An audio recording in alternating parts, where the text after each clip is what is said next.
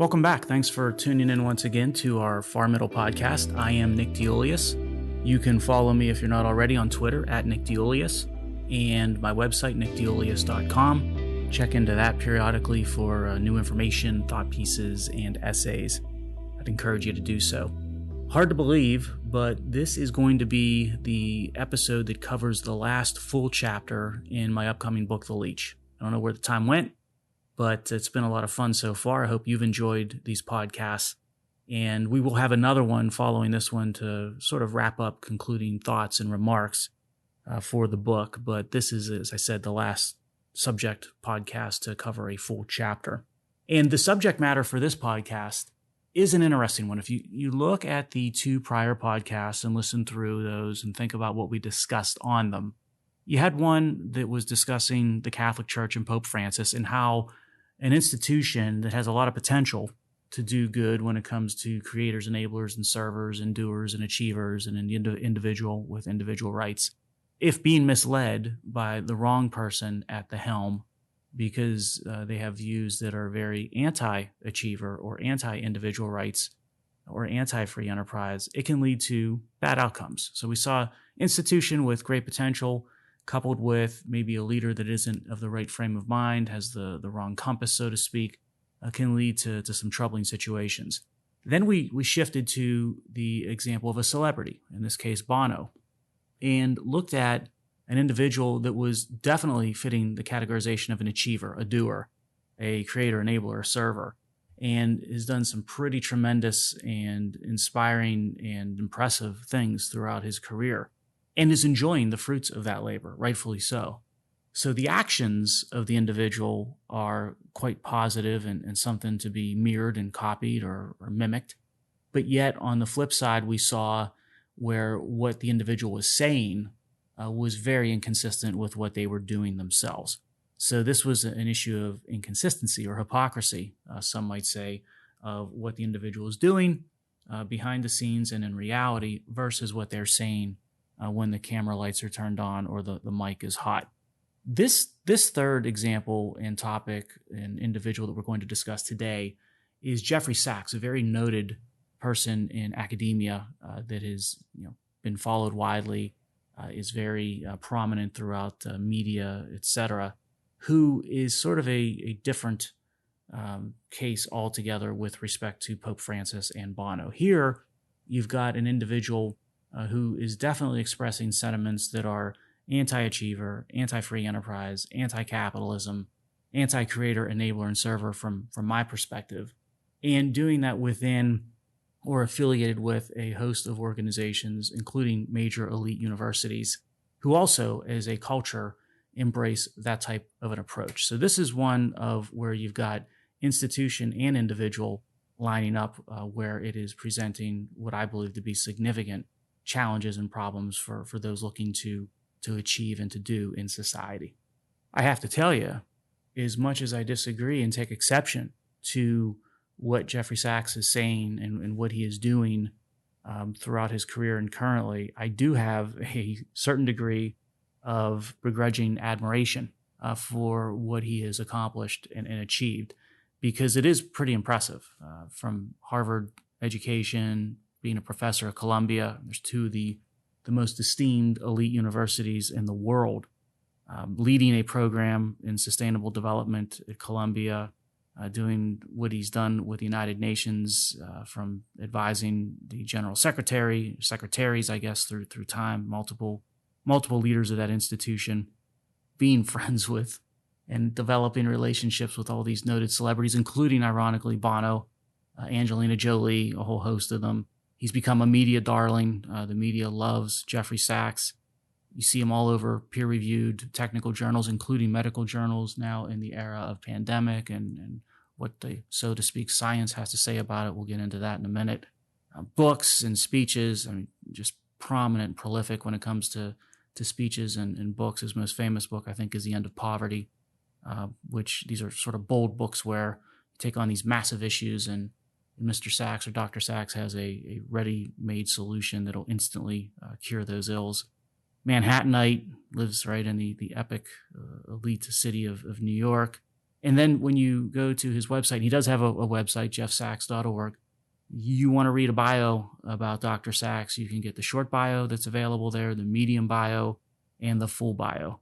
So this is an individual that is very prolific, very prominent, and in a way, despite my sort of rejection of much of what he has to say, if not just about everything he has to say, I would say once again some begrudging respect and admiration for what he has managed to achieve. And it shows you what an individual who is motivated, like Dr. Sachs, is capable of accomplishing in a bad way, from my perspective, if he puts his mind to it and aligns himself with organizations that have very deep tentacles throughout society, like these major universities and things like the United Nations.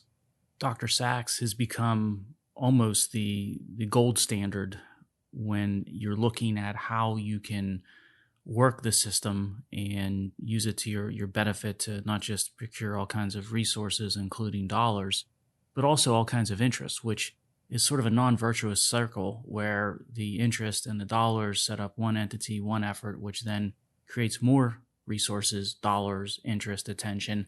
It then allows him to bootstrap onto his next endeavor. And what you see with this MO is a commonality. It's the same type of recipe over and over again. So it starts with a big, epic, larger-than-life issue. Global poverty is the most famous that we discuss in this chapter in The Leech about Dr. Sachs that he has employed historically. So solving global poverty, and specifically African poverty, is one of these big overarching themes that you kickstart things with. But he's also very adept at using climate change. That's another big area that we'll talk about in a minute. Income inequality. So back in the Occupy Wall Street days, and now currently, that subject of income inequality is something that is a very convenient cause to get to where he wants to go. And pandemic. We'll talk about this as well with again, I use in air quotes, the science as Dr. Sachs sees it, and how pandemic and COVID have created some opportunity as a similar type issue to global poverty and climate change and income equality, to procure resources, funding, grow attention, and then use that, and as I called it, that non-virtuous circle or cycle. And as I said, the resources can be dollars. These can be dollar funding from universities, from institutions like the United Nations, from government, from foundations. I'm sure they come from a variety of different sources. And the other type of resource, which can be just as important, is what I would call attention. And that can be through clicks. Twitter, at one point before Dr. Sachs quit Twitter, which we'll talk about, he had hundreds of thousands of followers, so pretty impressive with what he did and built with that. But whether it's clicks on social media or followers or eyeballs, but basically the attention and the exposure that you get. So it's not just dollars, it's dollars and attention and or exposure. And then once you have the cause, and then that's leading to funding and attention and followers and prominence, then you can start to set up institutions or entities that basically feed off of that cause and trying to solve it, so to speak. There's many examples of what he's achieved through, as I said, a begrudgingly impressive career. There's the Earth Institute at Columbia, which we talk about extensively in the chapter here on Jeffrey Sachs and the Leech. There's the Sustainable Development Program at Columbia, where they're spewing out all kinds of degrees in sustainable development or sustainability. Where the graduates end up working remains, I guess, to be seen. We'll take a look at that. Books, I mentioned that he's a very prolific author. The global jet setting on carbon, of course, to get to and from point A and point B, but to give speeches and talk about books and talk about these big overarching areas of study. And then just the ability that he enjoys in terms of quality of life. I mentioned that he lived in Manhattan, in New York City. The types of homes that he's occupied through that sort of last number of years or last couple of decades, and you compare those types of homes and the cost of them to what his positions would be on something like Occupy Wall Street and looking out for the little guy and the common man, once again, you see a gross inconsistency between what you're saying and advocating for versus what you're actually doing when it comes to how you're living your life and the types of resources that you enjoy for yourself and for your family. Although these global, big, overarching causes are quite different, I mentioned that the recipe is the same. Also, I'd be remiss not to also state that the outcome is typically the same, which is failure, that there's not been anything close to a clear or marked success when it comes to solving global poverty by Dr. Sachs, or climate change, or income inequality, or what's going on with pandemic. And I kept making reference to, we'll talk about this example or that example. We'll run through these instance by instance just to give you a flavor for what the track record looks like and what's going on with respect to how this process and how this recipe works. A recent example of what I'm talking about occurred with a spat involving Huawei, the Chinese technology company that's been in the news quite a bit over the past couple of years. I mentioned Dr. Sachs had a massive Twitter following of hundreds of thousands of followers. He's recently quit Twitter. He announced that he quit Twitter. And what the precipitation of that decision was sourced from appears to be surrounding this issue or topic that's popped up when it comes to Huawei. I don't know if you remember this or not, but there was an executive for Huawei that was detained in Canada on an airplane. And when that detention occurred, the U.S. was asking Canada to extradite the executive because of violations of Iran sanctions. So the debate here, or the issue here, was that Dr. Sachs took exception to that. He felt that that was anti-China and that was excessive and inconsistent. And his argument was that, or part of it at least, was that there were American executives at American companies that if they were violating Iran sanctions, then they should be arrested, but they weren't. So here you look at the situation, and it's very interesting because it leads to some other topics and examples we're going to discuss. You're going to pick up on this theme of Chinese Communist Party, good, and American, United States, capitalism, institutions, bad. And that's a common theme with Dr. Sachs, which is ironic considering he's been the beneficiary of some of the most elite and best-in-class entities that capitalism and our free enterprise system in the United States has to offer. But I guess he's not unique in that regard. There's many like him that sort of bite the hand that fed them over their career. But you'll see this theme where, in the case of Huawei and this whole Twitter spat, where basically maybe starting out with a kernel of legitimacy saying, hey, if you violate Iran sanctions, you should be held accountable, whether you're a U.S. executive in a U.S. company or whether you're a Chinese executive working for a Chinese company. But he then quickly pivots into the real issue, which isn't about the Iran sanctions. It's about, again, Chinese Communist Party, good, and United States and capitalism and free enterprise, bad. That's the theme that you pick up. By the way, the debate with respect to Huawei and Twitter really revolved around this debate, and I'm not sure what all the specifics or frankly what the truth is about Dr. Sachs having a relationship with Huawei. He had wrote a foreword in some sort of position paper that the company had put out there, and there were questions about what his relationship was with the company itself. So basically questions about bias or conflict. Are you conflicted with this position because you've got a relationship with that company, and did you disclose that relationship? I don't, again, know what all the specific facts and circumstances were, but that's part of the issue. But this issue of China and United States and contrasting them in a way that is 180 degrees opposite of how I think a creator, enabler, server, a doer, an achiever would do, and how they would view those two entities, is a theme that you're going to see time and time again through these examples, and Huawei is just the first. The second example is even more compelling than what we discussed with Huawei, and this deals with that very serious issue of Xinjiang genocide and human rights abuses and what's going on there with millions of Muslims within the borders of China. In April of this year, so just a couple of months ago, Dr. Sachs published an article, and the title of the article pretty much says it all, which is "The Xinjiang Genocide Allegations Are Unjustified." But I'll paraphrase a certain quote there that sort of expands on that title, which is, U.S. President Joe Biden's administration has doubled down on the claim that China is mounting a genocide against people in the Xinjiang region. But it has offered no proof, and unless it can, the State Department should withdraw the charge and support a UN-based investigation of the situation in Xinjiang. So you see that basically his position is that this is something this accusation that there's human rights abuses or genocide is unjustified. There's no evidence of this, and get the United States out of claiming that that's the case, and let's delegate this responsibility to that United Nations body because, well, let's face it, they've got such a great track record when it comes to enforcing human rights throughout its history and across the globe. Now, the issue here of what's going on with Xinjiang and how Dr. Sachs, in many instances, is defending to the point of becoming an apologist for the Chinese Communist Party. You see it not just with respect to that op-ed piece or that article that I just paraphrased.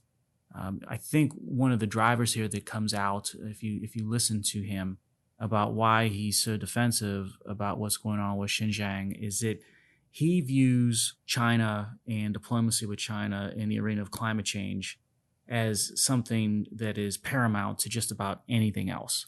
So the criticism of China and what is happening with Muslims and human rights in that region, that is something that puts at risk the ability to get something done on climate change, which is one of those, as I said, big picture causes that he's very adept at utilizing to grow influence and grow brand.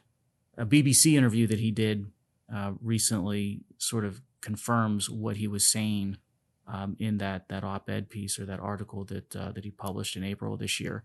In the BBC interview, the person that was moderating this or interviewing him was talking about China's human rights abuses, and when they kicked it over to Dr. Sachs, his response, his start was something along the lines of he wasn't sure why he basically questioned why BBC was starting with listing only China's human rights abuses. He said, quote, "What about America's human rights abuses? The Iraq War, together with the UK, completely illegal and under false pretenses," end quote. So again, Chinese Communist Party, good. United States, Western democracies, not so much. A common theme you see throughout. This Huawei incident and the debate about Xinjiang human rights abuse, those things are sort of appetizers or warm-ups for what's going on with respect to climate change. Dr. Sachs has been a harsh critic of the United States and what I consider to be the astute withdrawal from the Paris Accord a couple of years back. And his position is almost one that you get the impression that withdrawal from the Paris Accord was on par with, or in fact worse, than anything that might be going on with the Chinese Communist Party across a whole range of different areas or issues, which of course is absurd. But this issue of climate change, I mentioned earlier, that is one of the overarching celebrity causes that the Dr. Sachs is very adept at embracing and using to attract resources and attention and build organizations, bureaucratic organizations, whether it's within Colombia. We talked about the Earth Institute in the book The Leech, or other types of panels and groups and organizations throughout that footprint, academic or otherwise. But just to give you a flavor for what's going on when it comes to climate change and Dr. Sachs, he wrote in April of 2019 a paper that was titled Our Zero Emission Future, which of course goes back to a theme we've discussed about quite extensively throughout prior episodes of the Far Middle podcast. But in the paper, he wrote, quote, "The solution to human-induced climate change is finally in clear view. Thanks to rapid advances in zero-carbon energy technologies and in sustainable food systems, the world can realistically end greenhouse gas emissions by mid-century at little or no incremental cost and with decisive benefits for safety and health." Now he goes on, what's the main obstacle? The main obstacle is inertia. Politicians continue to favor the fossil fuel industry and traditional agriculture mainly because they don't know better or are on the take, end quote. So there you have it. Sort of he's captured in a couple of sentences, a very succinct paragraph, all the flaws of this climate change zealotry and how it's become more of a religion than anything to do with science or facts or data. First, this concept of zero carbon energy. No such thing, as we've discussed time and time again. If you look at something like so-called renewables, a wind farm at scale, the wind farm in a true life cycle analysis, when you look at its carbon intensity from cradle to grave, is much worse than the same amount of net kilowatt hours that you would generate from something like natural gas combined cycle power plants. There's no doubt about that. It can be proven time and time again. And I'm not even getting into issues and impacts beyond carbon dioxide equivalent and carbon dioxide emissions on a life cycle analysis. You start getting into things like surface disturbance because of all the extractive mining that needs to occur to come up with the materials that you need to build the wind turbines at scale. That just makes it even more true. You've got this issue where our answer is within our grasp, right? And that you can do this at what's the term, little or no incremental cost. That again is sheer nonsense, not true. The subsidy that's required for renewables, direct or indirect, so whether it's so-called renewables in wind or solar or any of these other types of technologies, there are massive amounts of subsidies that need to occur, either foregone tax revenue that something like the fossil fuel energy sources provide, or subsidy direct or indirect subsidy through protected markets and all kinds of tax credits and whatnot. It's a very expensive proposition at substantial cost.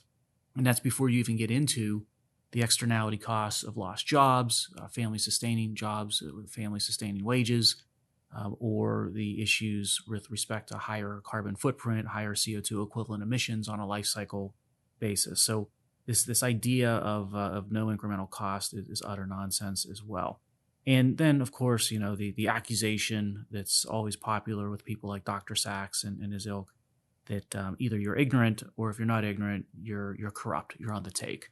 And this is some big global conspiracy of a small group of, I suppose, corporations or fossil fuel corporations that are just hell-bent on destroying the planet and all of our qualities of life for the almighty dollar. We're after an incremental dollar. So you see that accusation level time and time again, and Dr. Sachs is one of the loudest beaters of the drum when it comes to that. And Dr. Sachs, engaging in this climate change voodooism and hocus pocus, it also is something, when you hear it, and you'll hear it from many people beyond him, keep in mind that someone like a Dr. Sachs or an academic or some organization or institution, could be an environmental group, when they start making these charges and they start creating these positions, the bias and the entities on the take are not the corporations or the companies or the individuals in something like the natural gas industry or the energy industry. Quite the contrary. Those individuals are going out and achieving and creating, enabling, and serving free enterprise on their own, through their own efforts and through their own achievement. The people and the entities and institutions that are on the take are those very entities that are making the shrill climate change positions and statements and speeches. Because if you think through where the money flows are, if there is not the epic danger of climate change and the need to do something and do something immediately, then not just some and not just most, but in many instances, all of their funding and job justification from government entities and bureaucrats, environmental groups, academic institutions, and academic offshoots like the Earth Institute, they're all premised on this climate change zealotry. If the climate change zealotry is debunked, and if science and data rule the day, then if the myth goes away, all that goes away. The jobs, the job security, the job justification, the funding, the organization itself. And if that goes away, the fact of the matter is most of those individuals and institutions, they have no other meaningful or useful skill sets that would be in demand in the real world and in the real economy. So when you look at vested interests and who's truly conflicted and who needs the climate change zealotry to remain prominent, it is basically the same entities that are touting themselves as being saviors of the planet. And I think Dr. Sachs and his affiliated organizations are no different than that. Now, embracing the zealotry of climate change and using it to feed your brand and your organizations and affiliations, and then also defending the Chinese Communist Party in the middle of it all, that's been going on for years with Jeff Sachs. But something that's a parallel to this, a similar situation with those themes, it's just popped up the past couple of years, and that relates to COVID-19 and the whole pandemic situation. You see, once again, big issue, a big cause, global health, pandemic, really colliding once again with defense apologizing for the Chinese Communist Party, and then using all of this, of course, in a way to promote your brand and your exposure. That's, once again, the recipe that's been followed in this instance. In May of 20, Dr. Sachs wrote an op-ed for CNN, and basically in this op-ed, he said that if you were someone that was thinking that there was a cover-up or some shenanigans or manipulation by the Chinese government back in Wuhan and with that now infamous lab, then basically you're being reckless and dangerous. I think those were the terms he used, reckless and dangerous. And if you're making these accusations, and obviously the president back in 19, President Trump, I think made accusations along these lines, but if you were the president or anyone else basically making those accusations, you're playing fast and loose with the facts. That was the premise of an position of Dr. Sachs. So that view is something that, once again, you saw, and then you double down on that. In July of 2020, Lancet, which is a very prominent, respected medical journal, a technical medical journal, he was sitting on a COVID-19 commission that Lancet had founded, and he advocated against investigating into the possibility that the virus escaped from a lab in Wuhan. Now, some scientists were making pleas that at least that theory be investigated, but Dr. Sachs and others involved in this Lancet commission for COVID basically established this narrative very early on with respect to the pandemic.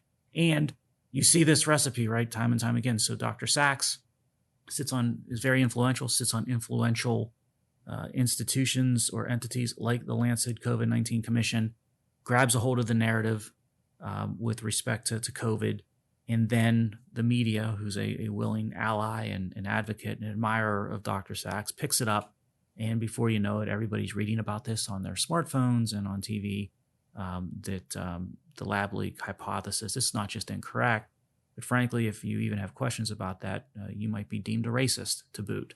So you see that recipe once again in the era of COVID and with respect to pandemic.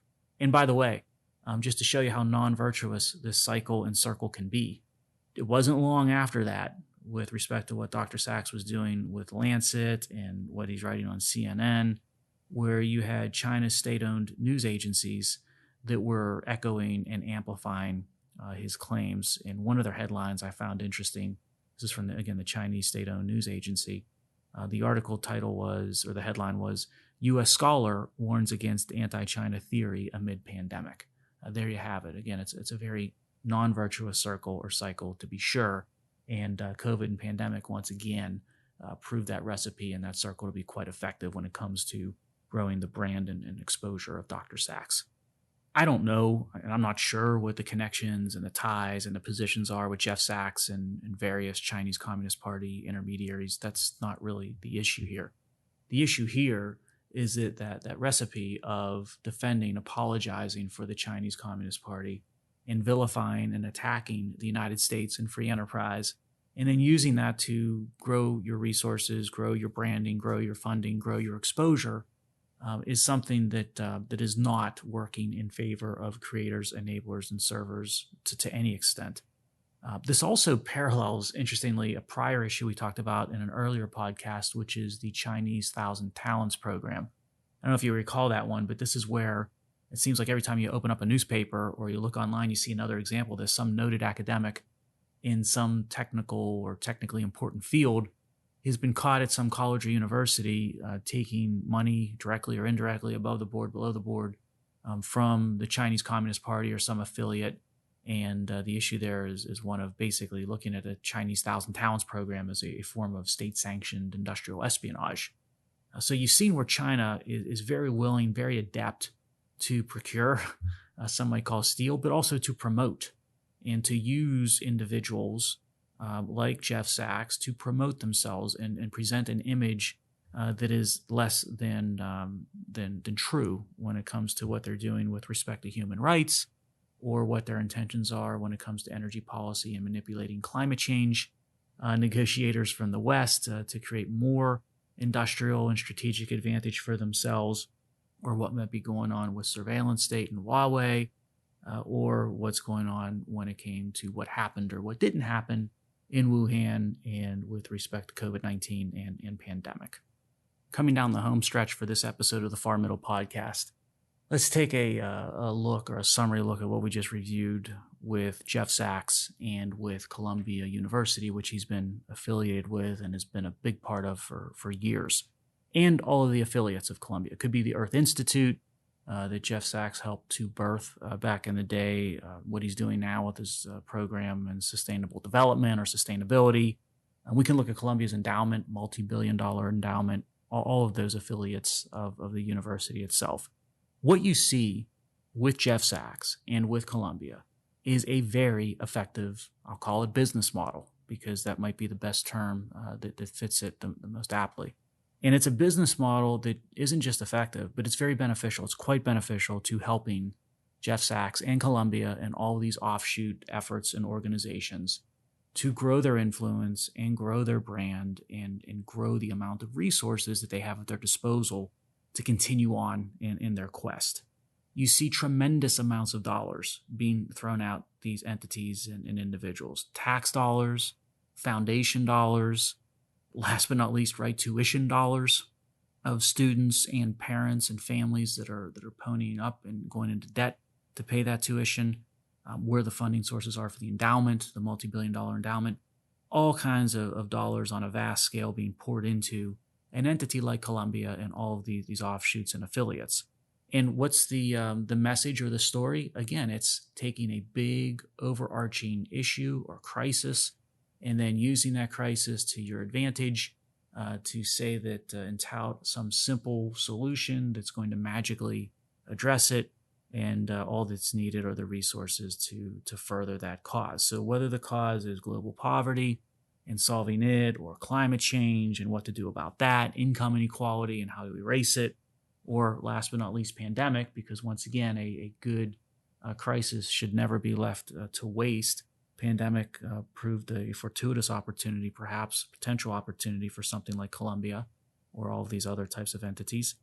Then you take the dollars, you use these causes to procure them, and then off you go, growing your organization, bureaucracy, and what you're doing with respect to influence. This is something, however, as beneficial as it is to someone like Jeff Sachs or to Columbia, it's also a business model that is quite harmful and hurtful to creators, enablers, and servers all over the board. And that's why it needs to be discussed and exposed for what it is. Ironically, while I was putting together some thoughts for this podcast just yesterday, I came across a front page article in the Wall Street Journal. I don't know if you saw it or not, but the subject was Columbia University and the amount of debt that graduate students are burdened with in certain areas and programs within Columbia. I think film studies was the one that was expanded upon in this Wall Street Journal piece.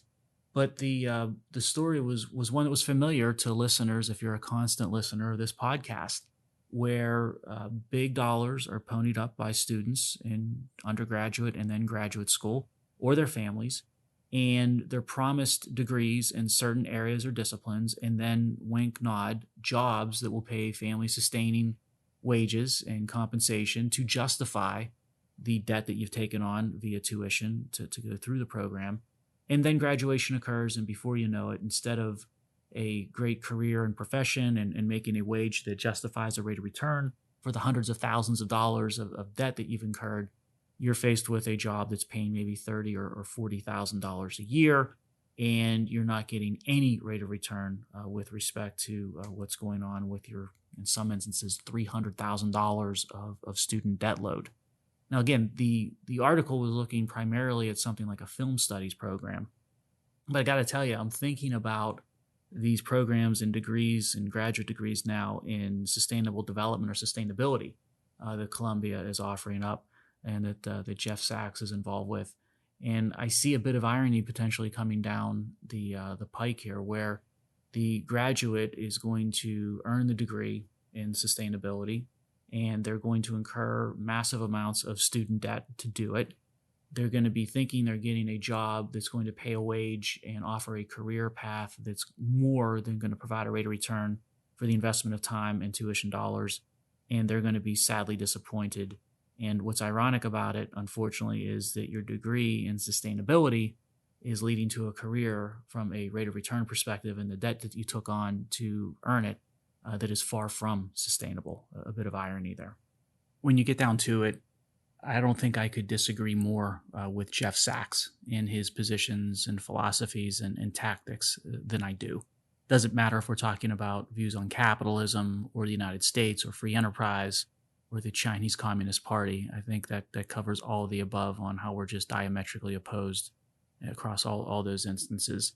And we've picked specific examples in this podcast to discuss. I might also reference you to that chapter in The Leech on Jeff Sachs, where I go into more of an expansive discussion on the topic of global poverty and specifically Africa.